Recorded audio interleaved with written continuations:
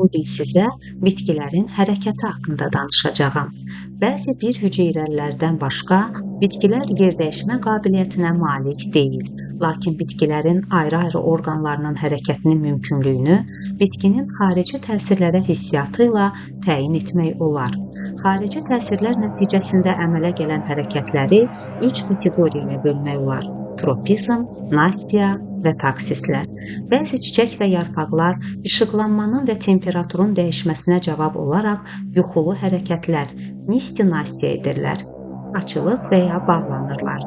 Bu cür hərəkətlər nastikli adlanır. Ona görə ki, xarici təsirlər bu kimi prosesləri işə salır. Onların istiqaməti isə daxili amillərdən asılıdır. Bəzi çiçəklərin, krokus, dağ laləsi, ləçəkləri aşağıdan tez böyüməsinə gecə bağlanır. Ləçəklərin yuxarı hissəsinin sürətlə böyüməsi nəticəsində açılır. Toxunmaya cavab olaraq bitkilərdə özünə məxsus cəld və spesifik hərəkətlər baş verir. Belə hərəkətlər raptonastik hərəkətlər adlanır. Hissiyatı yüksək olan küstün bitkisi toxunmaya və bir sıra qıcıqlara cavab verir. Bu bitki adi yuxulu hərəkətlərlə yanaşı şok təsirlərə də sərt cavab verir. Məsələn, sərt külək, zədələnmə, temperaturun və ya işıqlanmanın qəfildən dəyişməsi. Yarpaqların ucunu qıcıqlandırdıqda bir neçə saniyə ərzində onlar bükülür. Qıcığın gücü və müddətindən asılı olaraq qonşu yarpaqlar da bükülür. Qıcıq bütöv yarpağa təsir göstərir və saplaq əyilir.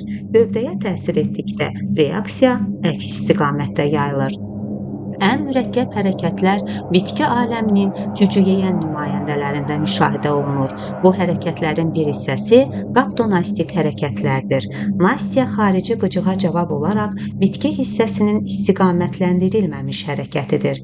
Hərəkət turqorun dəyişməsi yaxud böyümə nəticəsində baş verir.